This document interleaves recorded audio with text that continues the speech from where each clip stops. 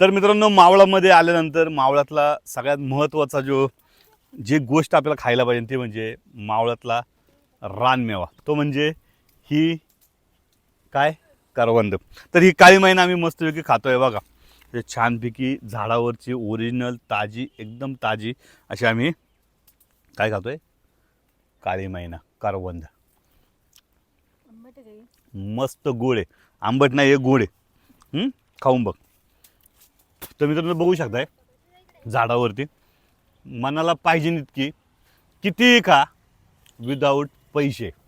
त्यामुळं ही जी मजा आहे ना झाडावरती तोडून खायची, ही एकदम वेगळी. तर आज आम्ही कुठं चाललो तुम्हाला ते पण सांगतो.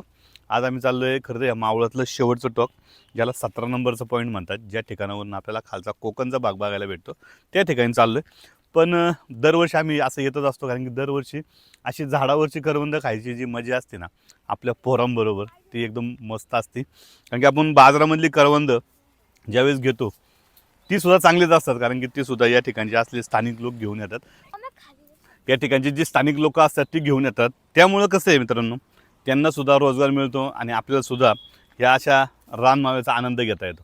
परंतु आपल्या घरामध्ये असलेली जी लहान मुलं आहे ना, त्यांना एकदा तरी आपल्या या निसर्गामध्ये येऊन या झाडांवरती करवंद कशी येतात आणि ती कशी आपण खाली पाहिजे आणि ती काढण्यासाठी किती खरं तर वेळ लागतो, कसे काटे असतात आणि ती लोक एवढ्या लांबनं आपल्यापर्यंत पोहोचवतात आणि आपण तिथं जाऊन कुठंतरी त्यांना आपण कुठेतरी म्हणतो ना तडजोड करतो पैशाला, एवढं नको तेवढं नको. तर मित्रांनो, अशा लोकांना खरं तर आपण मदत केली पाहिजे आणि त्यांनी म्हणलेल्या रकमेला आपण दिलंही पाहिजे, कारण की त्यांचं जे कष्ट आहे आणि याच्यावरती त्यांचा या 4 महिन्यावरती असलेला गुजारा हा होत असतो. तर मित्रांनो, खरं तर तुम्हाला वेळ मिळाला आणि आपल्या मुलांसोबत जर निसर्गामध्ये जायचं जर तुम्हाला कधी संधी मिळाली तर नक्कीच या, मस्तपैकी या निसर्गामध्ये येऊन या काळ्या महिन्याचा म्हणजे करवंदाचा आनंद घ्या. Bye bye.